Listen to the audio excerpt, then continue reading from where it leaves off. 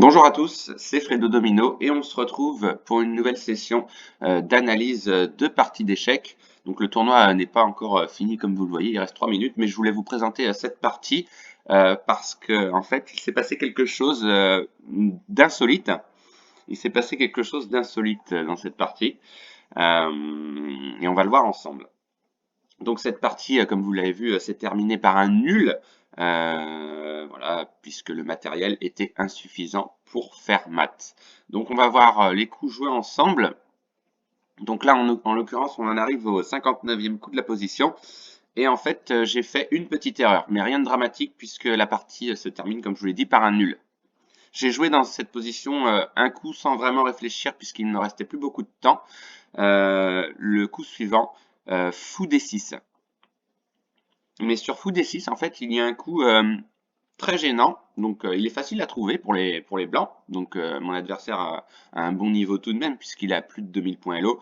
Et il a trouvé ce coup, évidemment, on va le voir ensemble.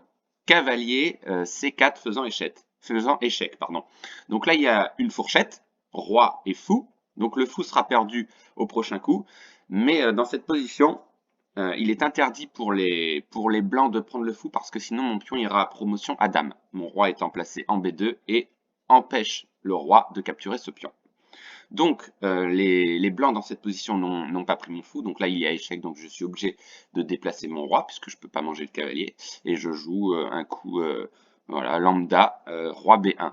Et sur roi B1, donc impossibilité pour les blancs de prendre le fou. Donc ils ont joué le meilleur coup, ils ont pris le pion. Et ensuite, il y a une succession de coups plus ou moins répétés malgré cette erreur, puisqu'on se retrouve dans une position tout à fait égale. Le petit problème éventuellement qui peut se passer dans cette position, c'est que les blancs ont un cavalier. Et le cavalier, comme vous le savez, peut aller sur case blanche et sur case noire. Et moi, mon fou ne reste que sur case noire et les pions sont sur case noire. Donc, généralement, c'est un mauvais fou. Mais on va voir la suite de la partie ensemble. Donc là, je joue un coup d'attente, on va dire. J'ai pas d'autres coups à jouer en fait, si ce n'est de défendre mes pions en, en H6 et en G5. Mais on va voir que un de ces pions sera attaqué par le cavalier.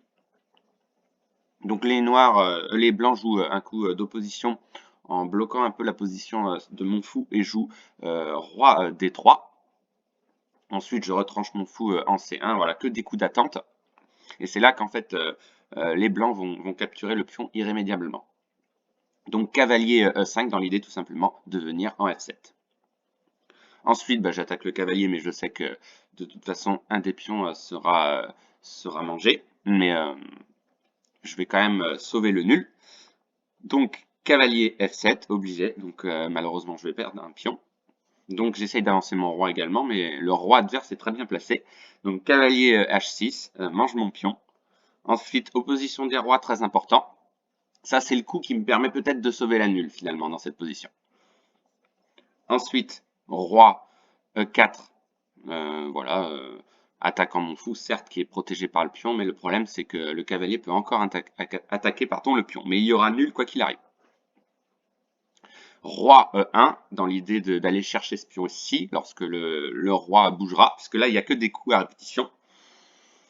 Voilà, roi F2, roi F5, roi G3. Voilà, dans l'idée d'attaquer le pion comme je vous l'ai dit ici. Hein. De toute façon, il ne sera pas défendu. Cavalier G4, ok. Ensuite, alors là, je ne sais pas pourquoi j'ai joué ce coup-là. C'est un mauvais coup. Enfin, c'est un coup d'attente. C'est pas un mauvais coup, mais c'est un coup d'attente puisque j'avais plus beaucoup de temps. Cavalier E4, échec. Roi prend pion. Et voilà, c'est ça que je voulais vous montrer parce que c'est rare ce cas de figure, vous allez comprendre pourquoi. C'est que cette partie se termine par un match nul sur un échec. Voilà, c'était ça le coup insolite de cette partie. C'est la première fois que je vois ça, alors ça ne change strictement rien, hein, ça reste un nul, mais c'est très rare de voir un nul sur un échec, vous allez voir ça. Donc fou prend pion, obligé hein, pour éviter toute proposition à dame. Et ensuite, ça se termine par un très joli échec. Cavalier G5 échec. Voilà, partie nulle. Et ce cas de figure est très rare. Donc voilà, j'espère que vous avez aimé cette analyse très insolite. Et on se donne rendez-vous très vite pour d'autres sessions de parties d'échecs. Bye bye.